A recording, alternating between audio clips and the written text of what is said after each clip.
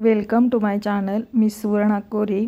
आज मी तुम्हाला लहानपणीची आठवण करून देणार आहे. तुम्हाला नक्कीच लहानपणीची आठवण होईल.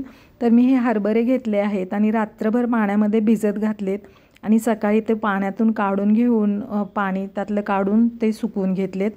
एका वाटीमध्ये मीठ घेतलं आणि मिठामध्ये 1-2 चमचे पाणी घालून ते मीठ विरघळण्यासाठी छान मिक्स करून घेतलं आणि बाजूला ठेवलं.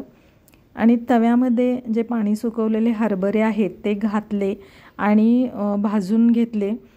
त्यामध्ये भाजायला भरपूर वेळ लागतो कारण आतमध्ये पाणी असतं, त्यामुळे चांगले काळे डाग त्याच्यावरती चटचट वाजेपर्यंत असं ते भाजून घ्यायचे.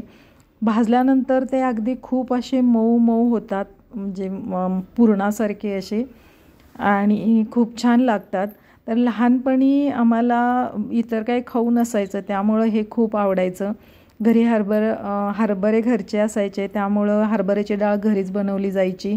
आई जेव्हा डाळीसाठी हरभरे भिजत घालायची त्यावेळेला हमखास हे हरभरे आम्हाला भाजून द्यायची.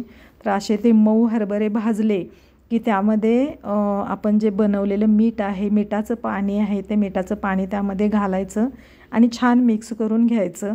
आणि मिक्स झाल्यानंतर पाणी आटल्यानंतर गॅस बंद करून तव्यावरती थोडा वेळ ते तसंच ठेवायचं. कसा वाटला तुम्हाला हा हरभऱ्याचा खाऊ मला नक्की सांगा.